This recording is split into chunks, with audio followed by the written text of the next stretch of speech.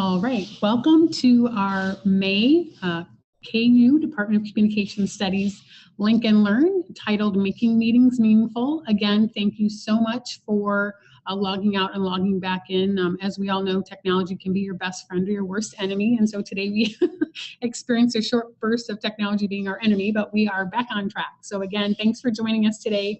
We do have about 45 minutes of content, and then we'll have about 10 or 15 minutes for your questions as well.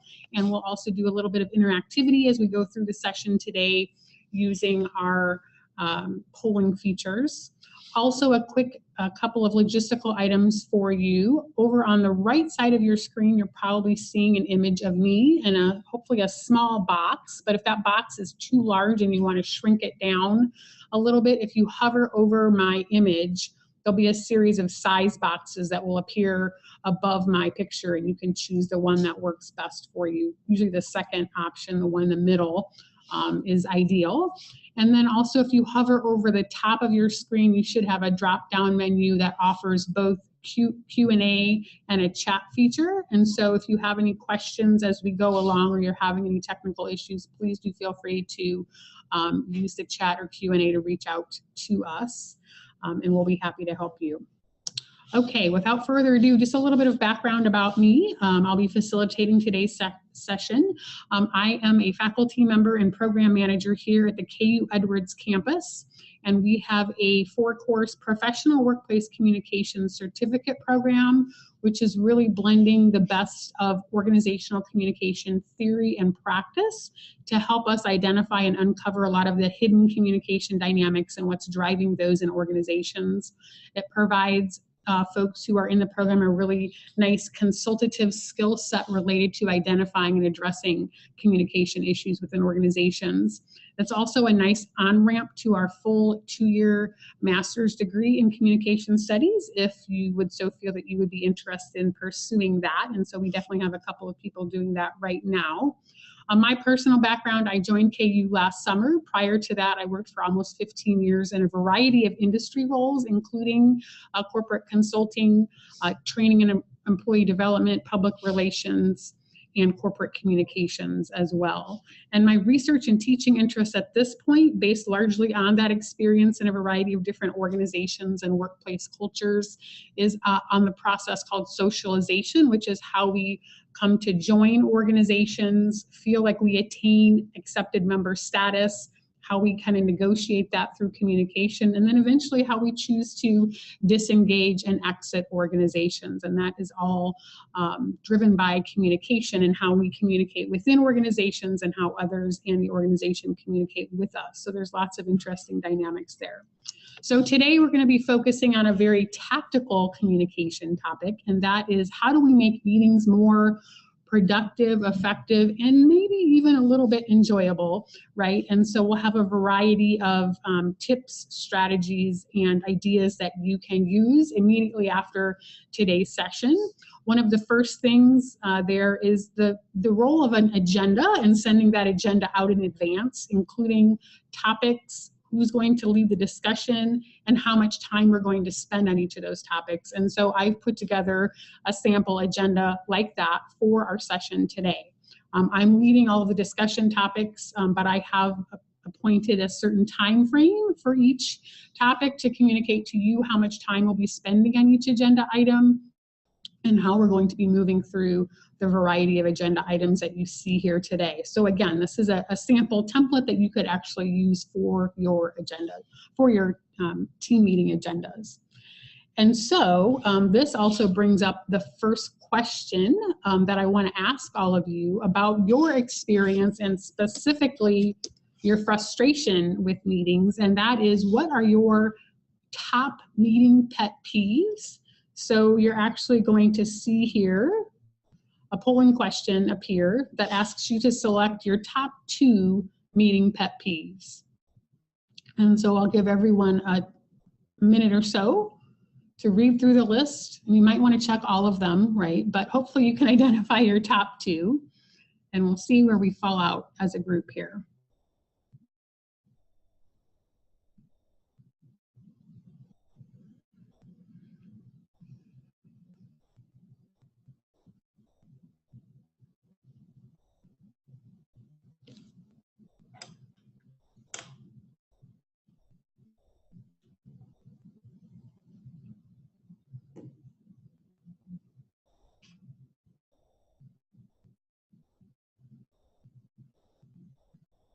Okay, still waiting for a couple more people to vote.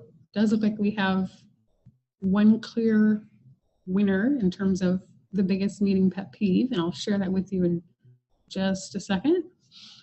Excellent, we have all 26 participants that took our poll. So let's go ahead and share those results. And you'll see that 62% of you chose one person dominating the discussion as your biggest pet peeve, followed by no clear action items. And here we're talking about action items after the meeting. So we might have a great discussion, right? But then there's no decision, no communication about what we've decided and what our next steps and individual action items are. And then a close third, it looks like, was too many meetings, right? And so that's an interesting finding because the lack of planning and structure and follow-up in one meeting necessarily facilitates additional meetings, right? Because we didn't reach an agenda, we didn't reach an agreement, we don't know what we're supposed to do, so let's meet again. Rather, if we structure a meeting and use effective facilitation techniques, documentation, and follow-up, we can help trim the number of meetings that we have to attend, right? And so there's some interesting takeaways there. Wonderful. We'll have a few more polling questions as we go through the session today. And so all of these meetings, right, so our number three pet peeve was the number of meetings that we have. And so this has a cost not only in terms of our own personal frustration, but it has a hard monetary cost to our teams, departments, and organizations as well. And Harvard Business Review has this great online tool, and we've actually posted this on our Facebook page. So I encourage you to check this out after today's webinar at KU Professional Workplace Communication Facebook page. If you go onto the tool here and enter the duration of your meeting, the number of participants, and an estimated salary for each participant, it will generate for you an estimated cost of that particular meeting. And then if you multiply that by the number of meetings that you're in and all your other participants are in, you can start to see that these numbers add up pretty quickly. So there's a huge benefit to our organizations and to us personally to think and plan strategically about how we communicate the purpose of our meetings and then structure the actual meeting interaction, which is what we're going to be talking about today. Another thing, and this was on our list of pet peeves, it actually didn't make the top 3 list, perhaps somewhat surprisingly, but multitasking during meetings is a common frustration for many of us, and it is what really depletes the productivity of our meeting, as well as certainly the focus of individual participants. So folks that are multitasking, checking email, checking Facebook, texting on their phone underneath the table, right? We've seen all these behaviors and probably have done them ourselves. Quite honestly, I know I've been guilty of that myself. However, it's important to remember that when we're doing these things, it's not just that we are multitasking, right? The other people around us see us doing these things, and it sends a subtle but powerful message about what's going on in this meeting is not as important as the other things that I have to do, right? And we can imagine if we have 10 people in the meeting and we're all engaging in these multitasking behaviors, or the majority of us are, we are not going to have a very productive meeting. And so mentally focusing on what's happening in the discussion in that room for that 1 hour is really a gift to yourself, a gift to your teammates, and a gift to the organization. Because meetings actually can serve a very powerful purpose, both for us as individuals and for our organizations. And so we all find meetings frustrating, but it can also be helpful to think about the positive potential of meetings, right? Why do we call all these meetings? And how do they benefit us? So number one, from a personal perspective, meetings help us build our internal social capital. And social capital are those resources that we accumulate based on our relationship with others, particularly in this instance, the people that we work with within our organization. And so when you're in a meeting, you're fully participating, you're communicating your expertise, you're sharing ideas, you're building on the ideas of others.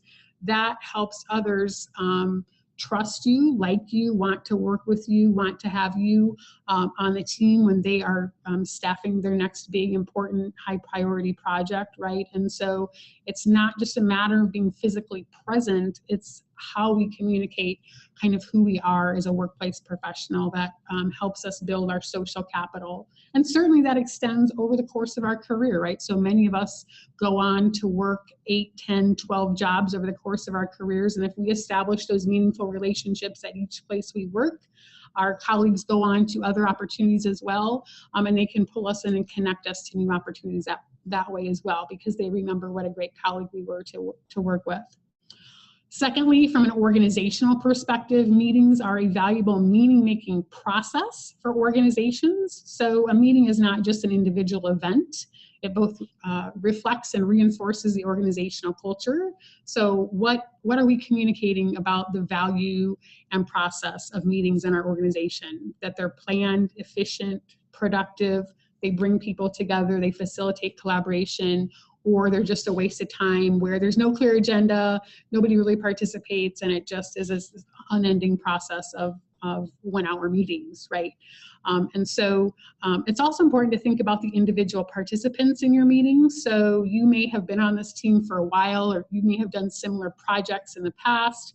But if you have a new hire to the organization in that meeting, or an intern, or someone from a senior level who's sitting in to kind of observe and learn about what's going on with this particular project, again, they're taking in information not just about what's being discussed in the meeting, the topic of the conversation, but they're also making very valuable observations about who are the experts in the room, who's fully engaged, who's sharing ideas, versus who's multitasking and not really paying attention, coming in late, leaving early, those types of things. So again, that becomes part of our team culture, our organizational culture. We are always kind of taking in that information and making judgments. If we can get this dynamic right within meetings, that really fuels collaboration, right? There's perhaps no better feeling inside an organization than when you leave a great meeting where you come out energized by the ideas that have been shared. You're looking forward to next steps with that particular group. That opens up all kinds of positive relationships outside the context of that meeting as well, right? We want to have additional conversations. We have the meeting after the meeting to say, hey, let's get together and further flesh out the ideas for our particular piece of this project, right? And so it continues to facilitate effective problem-solving decision-making when we get this right. And then finally, to kind of tie all of these things together, meeting facilitation and participation is a valuable career skill. As I mentioned initially, we typically all go on to other positions, and so each meeting is really an opportunity to begin demonstrating our expertise, literally what we bring to the table, and how we are in terms of not only sharing our ideas, but facilitating collaboration and participation with a diverse group of other people. So those are great things to be known for throughout the course of your career. So next step, kind of before we start getting into some of the strategic tactical tips and strategies here in a few minutes, want to also just delve a little bit more deeply into understanding what influences participants' perceptions of your meetings, right? Before they even step into the room, what do we need to be aware of as someone who is calling a meeting, calling a group together, in terms of how people are evaluating our meeting, how excited or not excited they are to be joining the meeting. So there's actually been, it's kind of a burgeoning field of research within our field of organizational communication to look at the meanings that we make of meetings. And so one recent piece of research kind of examines some of the dynamics that are involved in forming people's perceptions of meetings.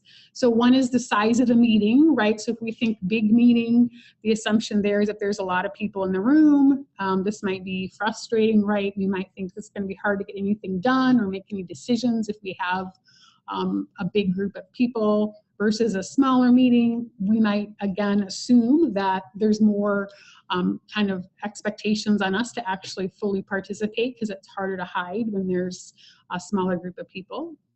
Number two, their individual role in a meeting. So if we provide clarity as to what we expect each person to bring to the table, right, that increases people's positive perceptions of your meeting.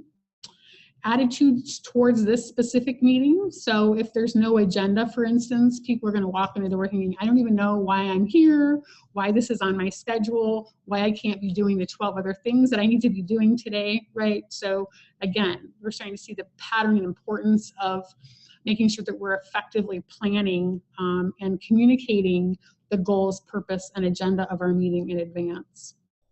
And many people within organizations, and you actually, as you move up the ladder, you might spend more and more time in meetings. So if I'm in a number of meetings, I spend all my day in meetings, I have pretty clear expectations about what I want to see in terms of an agenda, background documentation, the flow of the discussion in the meeting, and someone actually leading that discussion.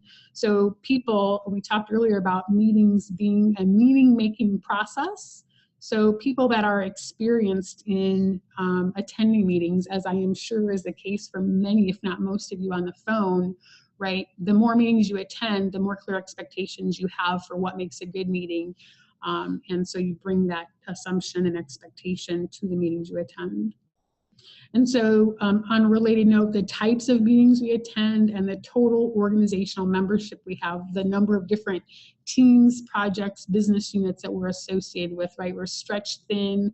We're also attending more meetings. So again, we really need and expect that people calling meetings are respecting our time and providing structure. And then finally, kind of wrapping this back to our individual expectations and the individual value of meetings. And we talk about this at the beginning of near most all of our webinars that we offer. So if you've been on a couple of our past webinars, you've seen this graphic before, but this is really the heart of communication, right? Particularly within organizations, when we are communicating, and here we're talking about communication as planning and participating in a meeting.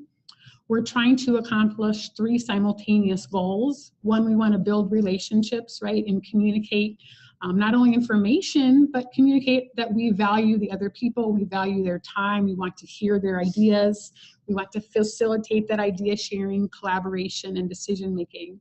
And so it's not just about us sharing and putting information out. We want to make sure that we're asking questions and stimulating people to share their insights and ideas as well.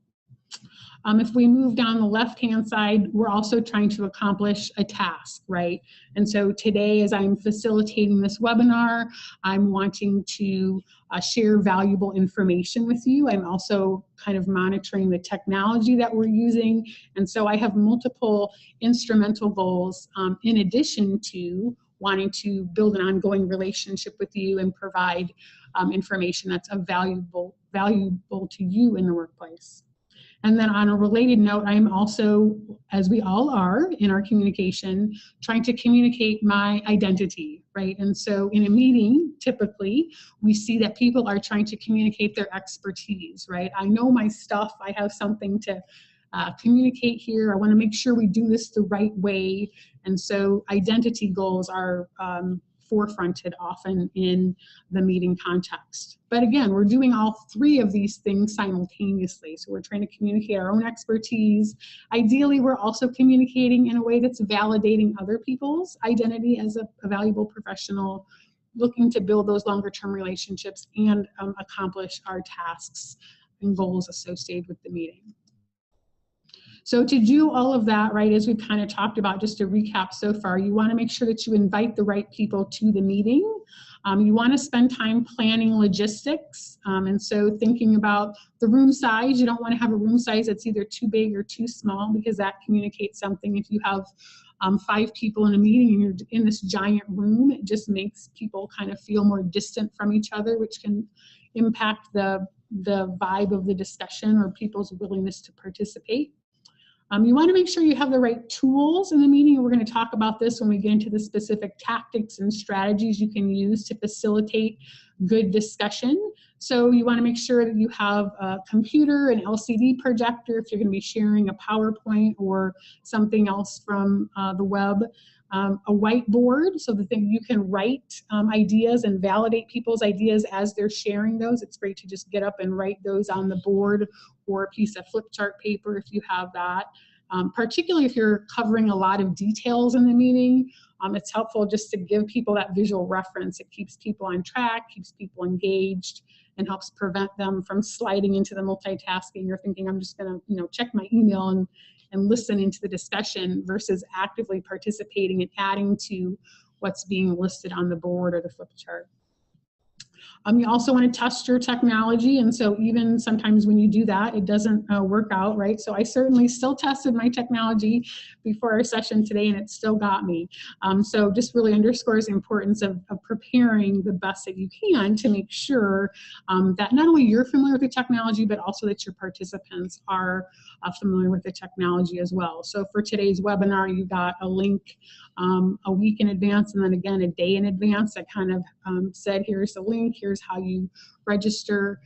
You certainly want to do that for your participants as well, for any technology that you're going to be using for your meeting. And then we're going to talk in detail next about the agenda, the importance of sending out agenda and what is most helpful to include in that agenda. But in short, you always want to send out an agenda in advance with those topics, discussion leaders, and approximate time frame that you're going to spend on each topic.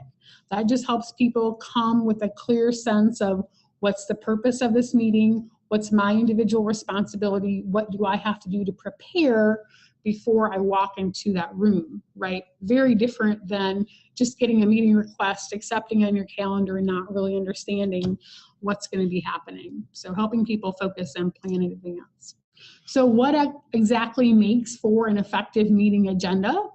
So number one, ideally you can seek input from team members, right? So we've started this project, or we're a long-term team, we've been working together. What exactly do you all think that we need to talk about in this meeting? And so sometimes particularly if you can do this, if you have a smaller team, you're all co-located in the same location, walk around and just stop in and ask people for 5 minutes, hey, I'm putting together the agenda for our meeting next week.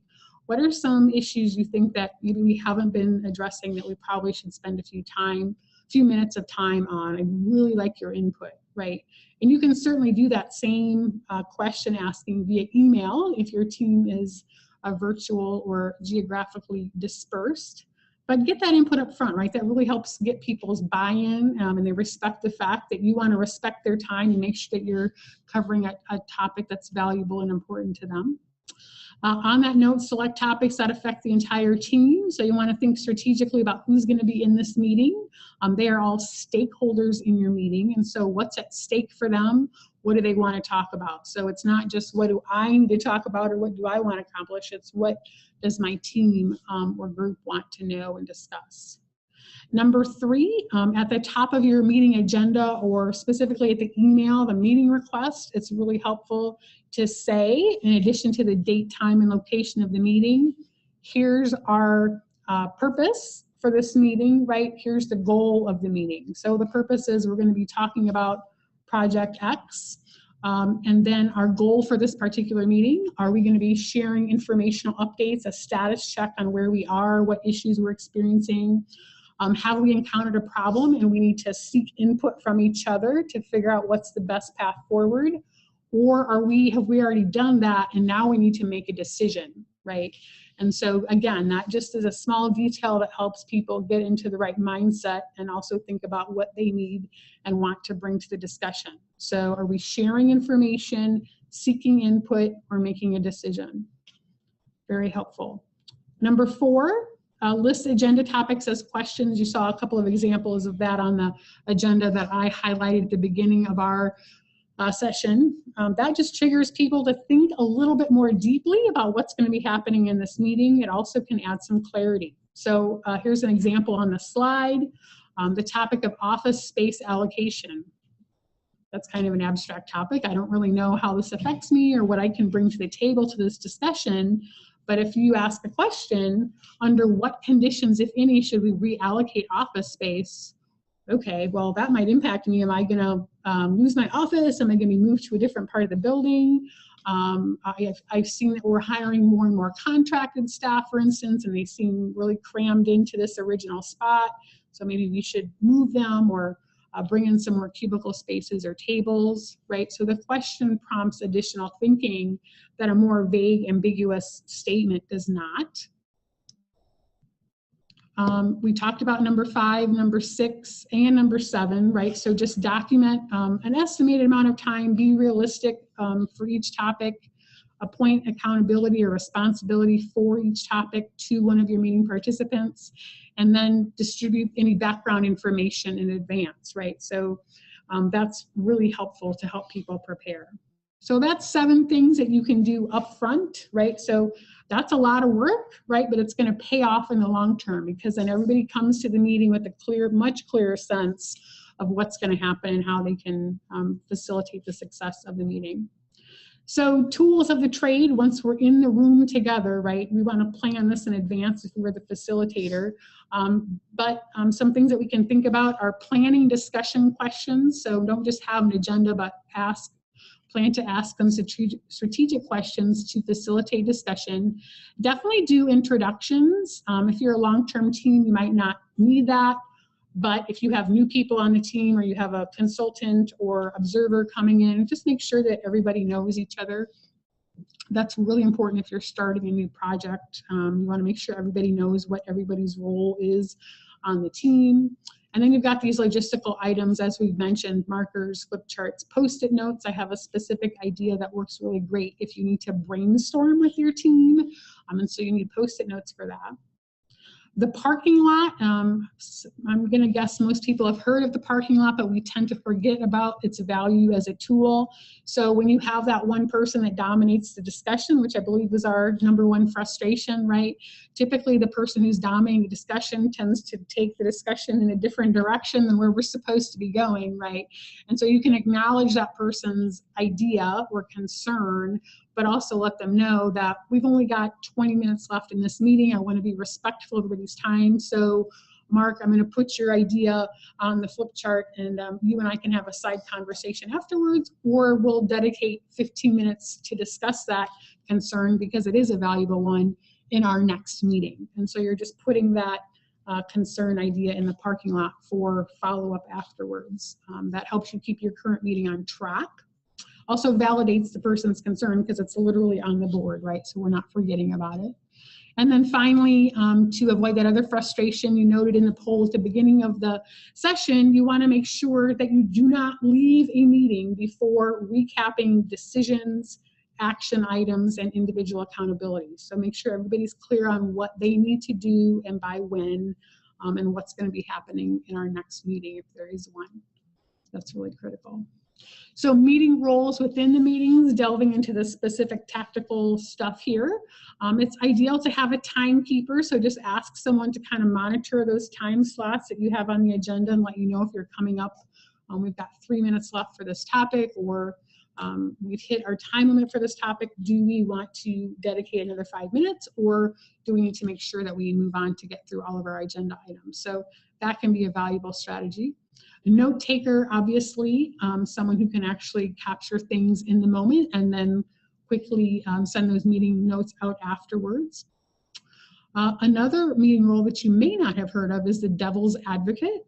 And so we certainly end up with having a devil's advocate in most meetings, the person that says, hey, wait a minute, I'm not sure about this, or I think we should talk about this a little bit more.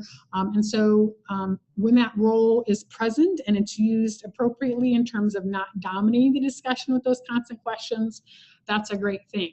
But to prevent your devil's advocate from kind of taking over the discussion, or on the flip side, not having someone kind of challenge the team and say, hey, it seems like we might be rushing through this discussion. I think we should talk about topic X a little bit in more detail.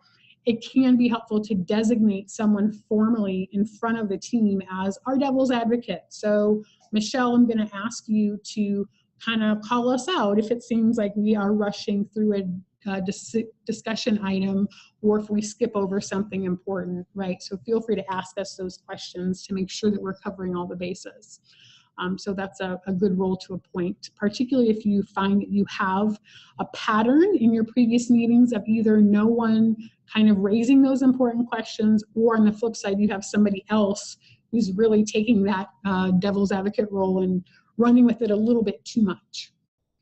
And then finally, a facilitator. A facilitator is someone who's different from the boss, right? So a lot of times the boss, the person with the biggest title in the room, ends up leading the meeting. But particularly if you are trying to solve a problem in an innovative, creative way, it might be helpful to bring in an outside facilitator, perhaps someone from your training and development department, or if you have outside client-facing staff, a lot of times they have strong facilitation skills, or you've just seen in your other meetings someone who's really good at asking questions, validating concerns, keeping the discussion on track, asking questions that really prompt thinking kind of outside the box, right? So think about when an outside facilitator, meaning someone who's not the boss or someone who's not on the team, might add value to the discussion. So those are some initial ideas for, again, structuring the meeting, planning for an effective meeting, and then appointing roles once you've got that discussion going to really keeping things on track, but also kind of having that innovation mindset. Why those things are important is that research has shown us that there are definitely some factors at play, those hidden kind of relationship and communication dynamics that are causing people to either remain silent or fear countering what seems to be the dominant idea among the group. And 4 of these factors come from research by Gratton and Erickson, who are organizational consultants, and their work was published in the Harvard Business Review. They note large group size as something that can make collaboration in a group setting difficult because people may be more hesitant to speak up in a larger group, or once you have a larger group, you tend to get subgroups or cliques that can form amongst smaller groups, and so amongst those smaller groups. And so you just want to be aware of how can I use structure and facilitation to leverage the ideas and insights that everybody has and avoid some of those problems. Number 2, and this is a big one these days, is virtual participation. So most of us have colleagues in different locations, right? Even here at KU, we have several campuses within the KU system. I know when my time in corporate, I worked for a couple of very large global organizations. And so we had employees in almost every country of the world, definitely in every time zone.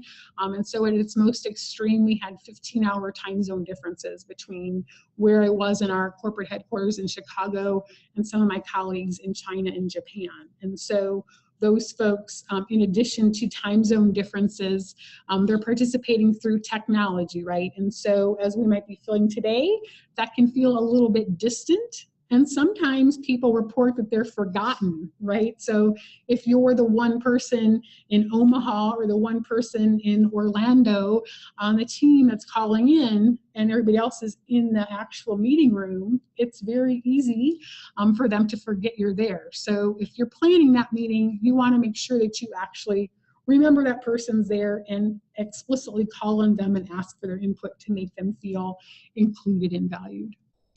Number 3 is diversity, right? And so diversity, not only in terms of race, ethnicity, and gender, but in an organizational context, you have diversity of ideas by department or business function. So marketing is going to have very different ideas and priorities, for instance, than finance or sales or manufacturing. So we always have profession-specific goals about what needs to be done, what's the right thing to do, right? And so that is ultimately a strength of teams, right? That we each kind of come at a problem from a different perspective, but it also can result in some testy conflicts if we don't have a structure in place to make sure that everybody's opinion is valued and integrated. And I'm going to show you a strategy here in just a second that's really helpful for that. And finally, number 4, this one seems a little bit counterintuitive, but high education levels amongst a group or team can make collaboration difficult. And so the reason here is at the higher education level, right, the more expert we see ourselves, right, and the more our identity as an expert is at play, right? I have an MBA, or I have a Ph.D. in this. I know the best way, or I have a very important concern that needs to be addressed in the solution, right? And so that can cause people to, in some instances, have really great ideas, but in other instances, they get too attached to those identity goals that we talked about earlier. So these are just things to be aware of and think about how you might negotiate during a meeting. There are also additional research has found within those dynamics, there are also a couple of other factors that can make collaboration difficult or cause certain ideas to not be fully integrated into the discussion. So Cullinan is another author who was published in Harvard Business Review, and she mentioned virtual team members as well. But then she also talked about the challenges that can face introverts as well as women in team discussion formats. And introverts, right, they tend to prefer thinking first before they share, whereas extroverts will kind of think out loud, right? They're not shy, they're very comfortable about just thinking through things as they're talking about them. And so there's definitely value of that, but we want to make sure that the introvert perspective doesn't get lost simply because they're in their head first thinking about what's just been shared, right? They need a little bit more time to process. And then women, certainly there are lots of women who are very comfortable speaking up and sharing their ideas, but the hitch here from an organizational perspective is that even for women who are confident and comfortable sharing their ideas, they might find that those ideas are dismissed by certain other members of the group or hijacked. So the idea gets rephrased, and then someone else ends up owning the idea and getting credit for it. And research has shown that that is actually a fairly significant problem. So I want to pop up my next couple of polling questions here for you and get your thoughts on what some strategies might be. First, for encouraging introverts to fully participate in meetings, and then we'll tackle the issue of women not sometimes getting credit for their ideas. So first polling question here, which of the following is an effective strategy for encouraging introvert participation in meetings?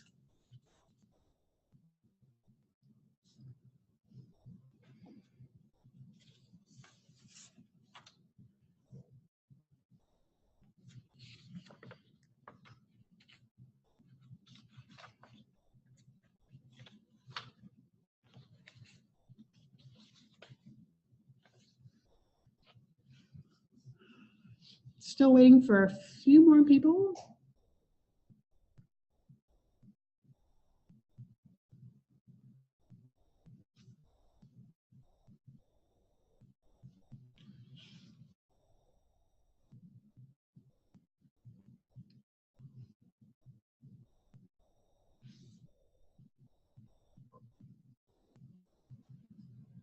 Couple more seconds.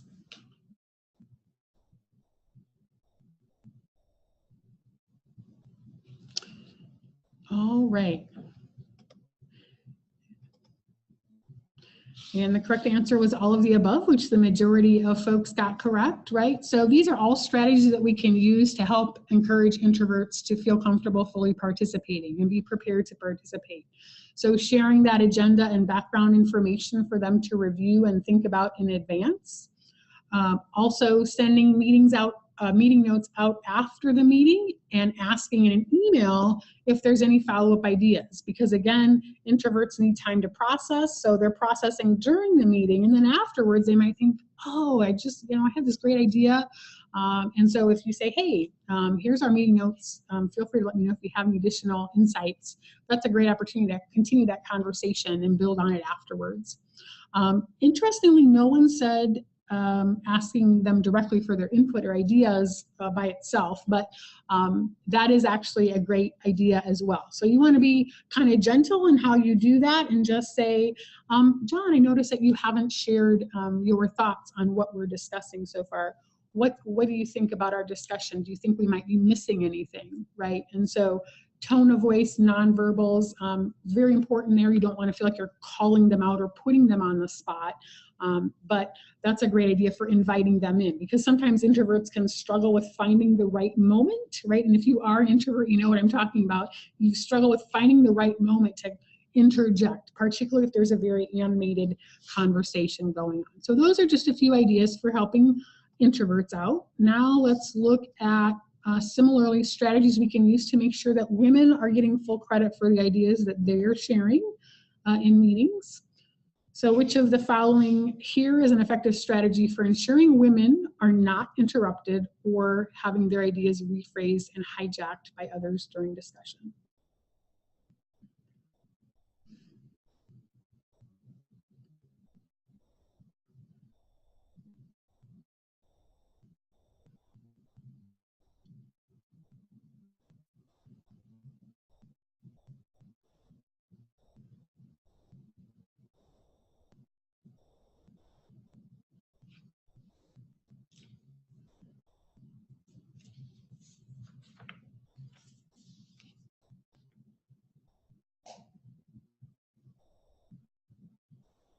A few more seconds.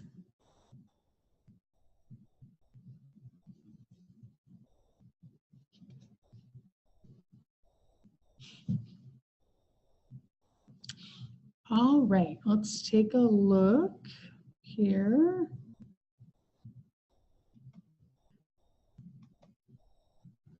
And you're on to me here with the pattern. So the majority of people did say all of the above, and that is the correct answer. So, and let's talk about each of these. So certainly it's effective from a meeting expectation, culture of our meetings, to establish those ground rules at the beginning. And so one of those ground rules can be that we do not want people interrupting other people. So give people the full time they need to express their ideas, right?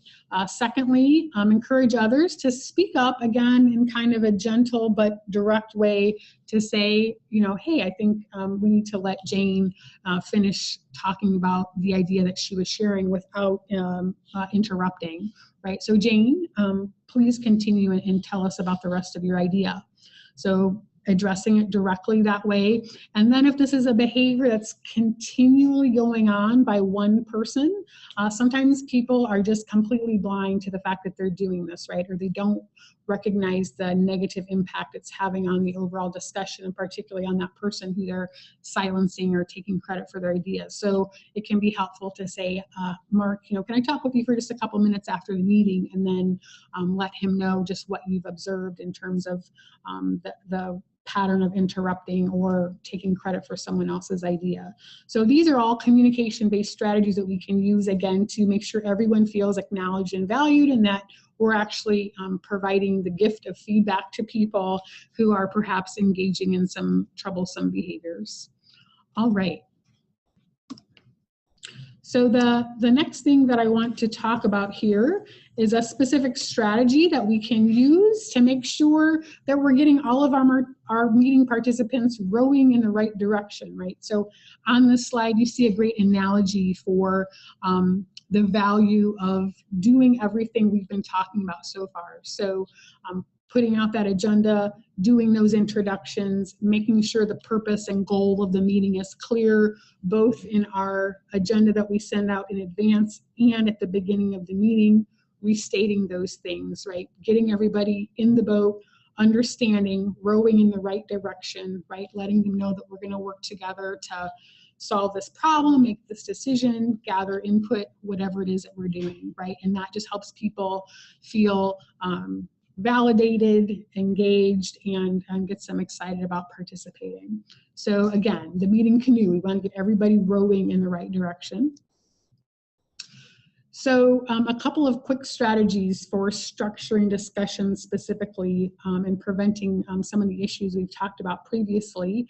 One is brainstorming. So whether you are a brand new team launching a new project or you've been together for a while, it can be helpful to use what is actually real or authentic brainstorming, right? And so that term gets used a lot, but there is a definition of brainstorming that's a little bit different than the generic way that we tend to use it. So real brainstorming means that everyone in the room gets to share all of their ideas before we start critiquing them and saying things like, oh, we tried that 3 years ago, that'll never work, or we don't have the money for that, or we don't have the time for that, right? Those things might be true, but we first want to get all those crazy ideas out on the board, because once we see them in front of us, right, we might realize, actually, if we reprioritize or we combine these things or look at this from a different perspective, we could actually make this work, right? And so you don't want those you don't want those good ideas to get lost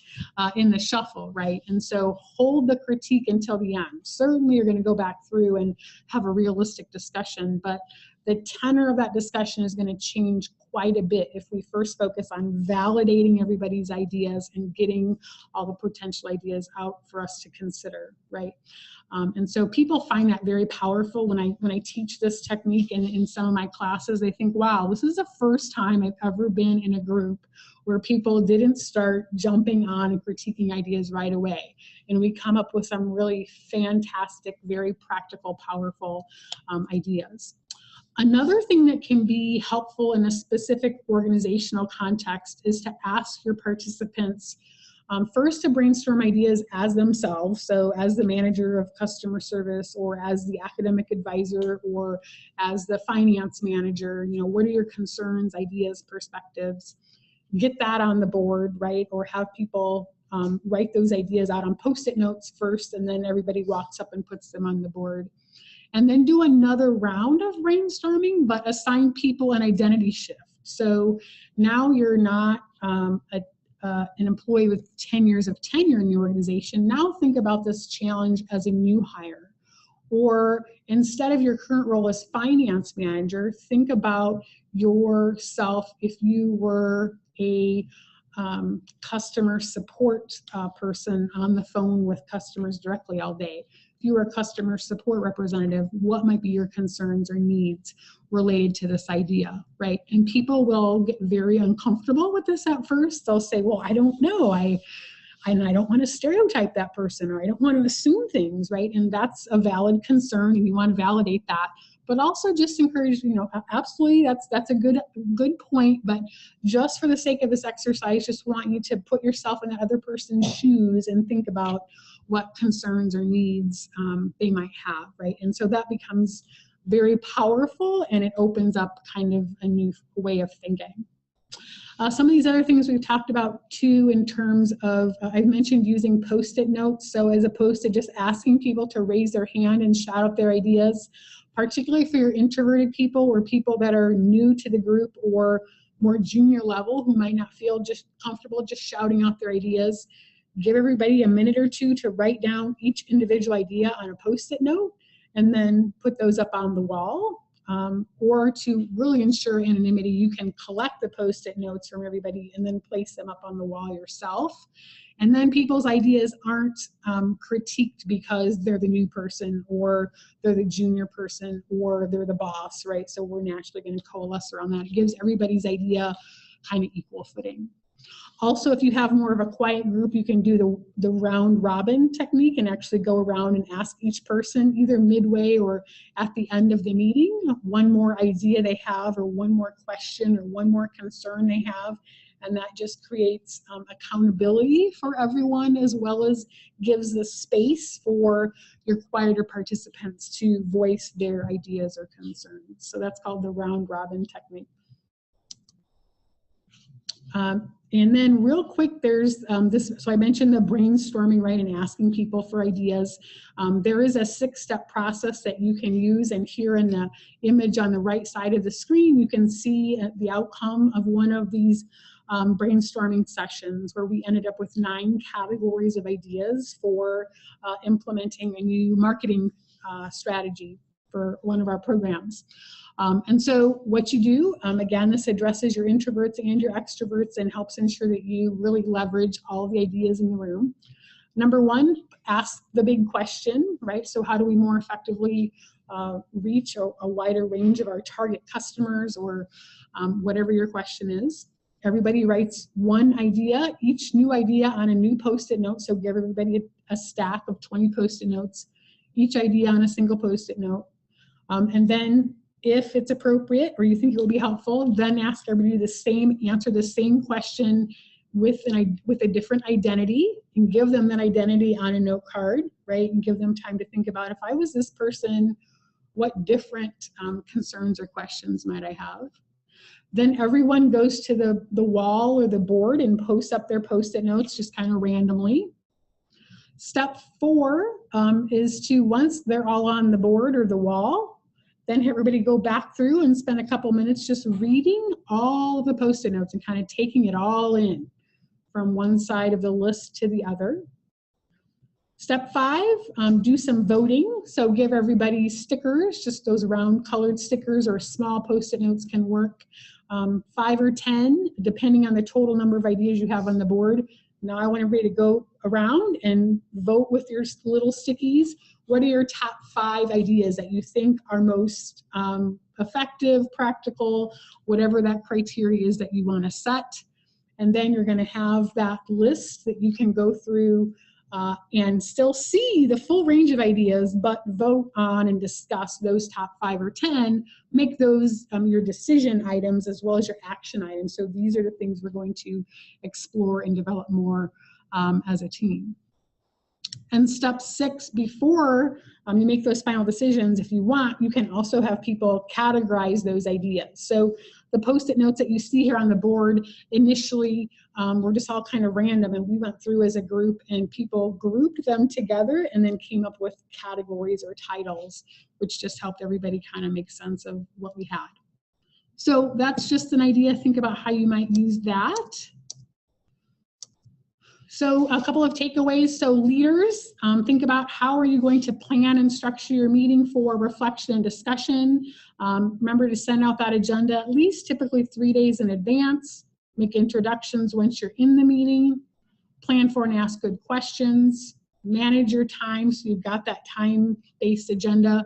Use the parking lot. Communicate that up front that we're going to have this parking lot for ideas that don't quite fit or we don't have any more time to dedicate to in this meeting. And then before you leave that room, make sure you recap your decisions, action items, and next steps. Participants, make sure that you prepare by reviewing the agenda and any background documentation. Make sure that you are not multitasking too much. You might have to do a little bit of that depending on what you have going on. But remember, it's not just about what you're doing, but it's about the message you're sending to everybody else about how you're valuing this meeting. And then commit to being fully engaged and participating. We have Lincoln Learns going on for the rest of the year here at KU Department of Communication Studies at the Edwards campus. So next month, we're going to be talking about writing emails that save time and get results. In July, we'll be talking about networking. And in August, we'll do communicating for inclusion, which relates to the topic of diversity and making sure that all the different voices in an organization are validated and engaged. If you have any interest or questions about either our graduate certificate in workplace communication or our master's degree program, please feel free to reach out to Michelle Welch, who is fantastically helpful. And so I encourage you to reach out to her with, again, any questions, big or small, about our programs. And then definitely let's keep in touch with Lincoln Learn, the future Lincoln Learns. Please do check out that Harvard Business Review meeting cost tool on Facebook and like our page so that we can keep you informed on different topics related to organizational communication and different programs we have going on here.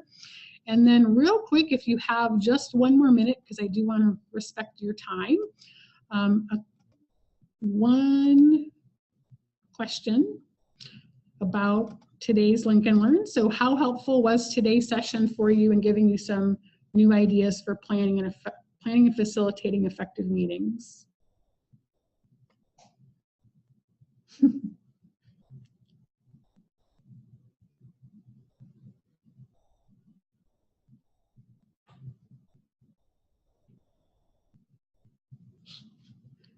Couple more seconds.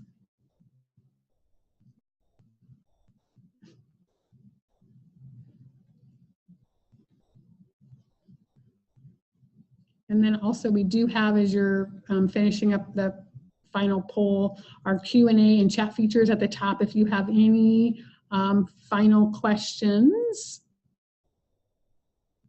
about today's session or anything else in general, feel free to contact us that way. And we will have the recording online within a couple of weeks if you have any colleagues that missed today's session but were interested in the topic. And then one more question if you have time here. How likely are you to recommend a future Link and Learn to a colleague?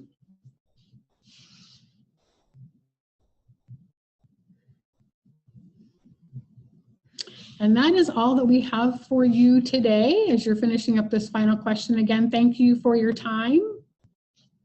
Appreciate you being with us today. And again, let us know if you have any follow-up questions. And please do like us on Facebook so we can stay connected.